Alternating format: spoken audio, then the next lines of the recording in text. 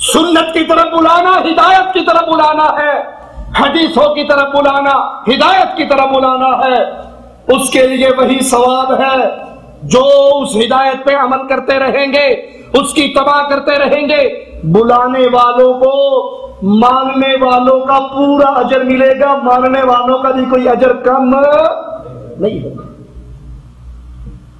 مبارک ہو ان کو، خوش نصیب ہے وہ جو مصطفیٰ کی حدیثوں کو آگے پہنچا رہے، کیسٹ کی صورت میں، سی ڈی کی صورت میں، ویب سائٹ کی صورت میں، کتاب کی صورت میں، پمفلٹ کی صورت میں۔ مبارک ہو ان کو، ان کا مال قیامت کے دن ان کی نیکیوں کے پلڑے میں ہوگا۔ جو لوگوں کو حدیثیں سکھانے کی کوشش کرتے ہیں، جو لوگوں کو دین پہنچانے کی کوشش کرتے ہیں، لیکن یاد کر لیجئے آقا نے فرمایا، اور جس نے گمراہی کی دعوت دی، مصطفیٰ کی سنت سے ہٹ کر بدعت کی دعوت دینا گمراہی کی دعوت ہے۔ ہائے افسوس، کاش اہل بدعت کے پردہ سماعت سے یہ حدیث ٹکراتے ہوئے ان کے دلوں میں اتر جائے۔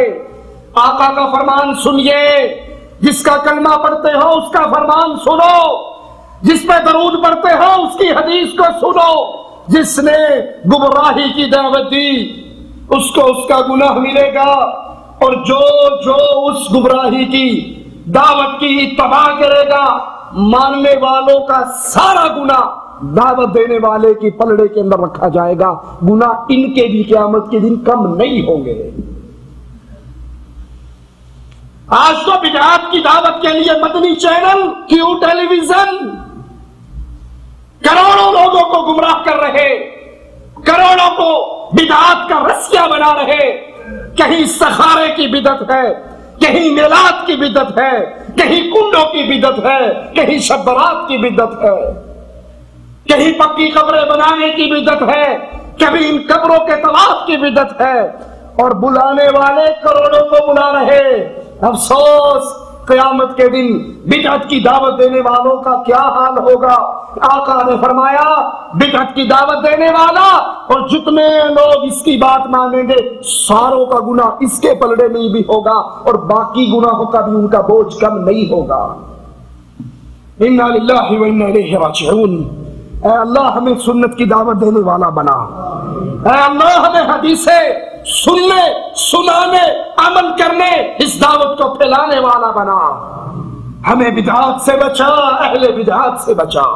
بخاری و مسلم میں ہے، سیدنا حذیفہ بن یمان رضی اللہ عنہ وارضاہ فرماتے ہیں، لوگ رسول اللہ صلی اللہ علیہ وسلم سے اچھی باتیں پوچھتے، خیر کے بارے میں سوال کرتے، میں ہمیشہ شر کے بارے میں سوال کرتا، اس ڈر سے کہ کہیں بے علمی میں اس شر کے اندر مبتلا نہ ہو جاؤں۔ میں نے کہا اللہ کے رسول صلی اللہ علیہ وسلم، آپ کی نبوت سے پہلے ہم زمانہ جاہلیت میں شر کے اندر تھے، زمانہ جاہلیت میں شر کے اندر تھے، پتھروں کی مورتیاں بنا کے پوجتے تھے، پتھروں کی مورتیوں کو عرق گلاب سے غسل دیتے تھے، پتھروں کی مورتیوں پہ چادریں چڑھاتے تھے، پتھروں کی مورتیوں کا عرس مناتے تھے، پتھروں کی مورتیوں کو سجدے کرتے تھے، پتھروں کی مورتیوں کا طواف کرتے تھے۔ ہم جاہلیت کے دور میں شر کے اندر تھے، آپ آئے، اللہ نے ہمیں خیر عطا فرمائی، ہم نے اپنی پتھروں کے سامنے جھکی ہوئی پیشانیوں کو اٹھایا، عرش والے کے سامنے جھکایا۔ آج بھی لوگ اس شر میں مبتلا ہیں نا، اپنے بندے کو مرنے کے بعد خود اپنے ہاتھ سے دفن کر کے اس کی قبر کو پکا بنا لیتے ہیں، اس پہ قبے بنا لیتے ہیں، اس پہ چادریں چڑھا لیتے ہیں، اس کو عرق گلاب سے غسل دیتے ہیں۔ عرق گلاب جو جس سے قبر دھوئی گئی ہے، تبرک کے طور پہ وہ عرق گلاب اپنے اوپر لینے کے لیے ایک دوسرے پہ ایسے چڑھتے ہیں جیسے شاید حوض کوثر کا پانی مل رہا ہے۔ واللہ میں نے اپنی آنکھوں سے دیکھا، آپ بھی دیکھیے۔ یا سیدی یا رسول اللہ وعلی آلک و اصحابک یا سیدی یا حبیب اللہ۔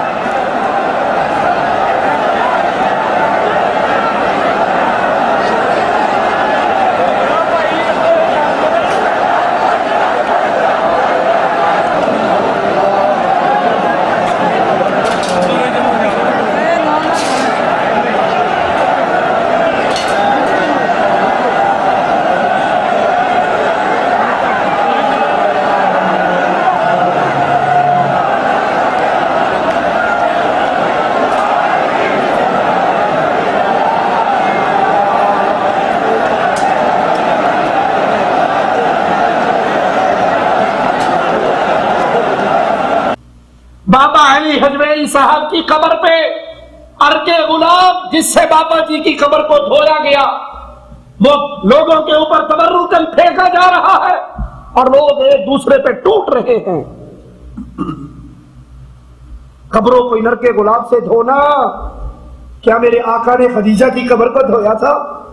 کسی کو چھیڑنا مقصود نہیں ہے، چڑانا مقصود نہیں ہے، طنز کرنا مقصود نہیں ہے، لیکن لوگوں اتنا حق تو ہے کہ ہم لوگوں کو دین محمد کی طرف بلا سکے صلی اللہ علیہ وسلم. تم کہو ہمارے باپوں کی توہین ہو گئی، ہم کہتے ہیں ہم بزرگوں کی توہین نہیں کرتے، لیکن بزرگوں کے سردار محمد کی حدیثوں کو بتانا ہمارا حق ہے. آقا نے خدیجہ کی قبر پر عرق غلام سے غسل دیا تھا. سید الشہداء امیر حمزہ کی قبر کو عرق غلام سے غسل دیا. وہ عرق غلام ابو بکر عمر عثمان علی میں تقسیم ہوا. ہاتو برہانکم ان کنتم صادقین. موحدین کا بیٹا تم سے دلیل کی بھیک مانگ رہا ہے. قادریو، صابریو، پیرو، فقیرو، بابو، مرشدو، ایک حدیث دے دو. ایک حدیث کے لیے موحدوں کا بیٹا تمہارے سامنے جھولی پھیلا رہا ہے. کیا آقا نے اپنے بیٹے ابراہیم کی قبر کو عرق غلام سے غسل دیا؟ اپنی بیٹیوں کی قبر کو عرق غلام سے غسل دیا؟ اگر دیا ہے سنت مصطفیٰ ہے، ہم بھی دینے کے لیے تیار ہیں، اور اگر نہیں دیا تو پھر یہ بدعت ہے جو محمد کے دین میں اضافہ ہے صلی اللہ علیہ وسلم. سیدنا حذیفہ کہتے ہیں اللہ کے نبی آپ آئے، شرک مٹ گیا، توحید آ گئی، ہمیں خیر مل گئی. یا رسول اللہ صلی اللہ علیہ وسلم اس خیر کے بعد پھر کوئی شر ہے؟ آپ نے کہا ہاں اس کے بعد بھی شر ہے. میں نے کہا اللہ کے نبی صلی اللہ علیہ وسلم اس شر کے بعد پھر کوئی خیر ہے؟ فرمایا ہاں اس شر کے بعد پھر خیر ہے، لیکن اس خیر میں فساد ہوگا. شر کے بعد خیر تو ہے لیکن اس میں فساد ہے. میں نے پوچھا اللہ کے نبی وہ فساد کیا ہے؟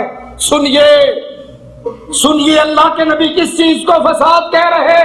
فرمایا کچھ لوگ ایسے ہوں گے جو میرے طریقے کو چھوڑ کر دین میں نئے نئے طریقے بنا لیں گے. اللہ کا واسطہ ہے جس کے پردہ سماعت سے میرا آوازہ ٹکرا رہا وہ قیامت کو یہ جواب نہیں دے سکے گا سانو پتہ ہی کوئی نہیں سی. میں آپ کے سامنے دودھ کا دودھ پانی کا پانی الگ کر رہا ہوں.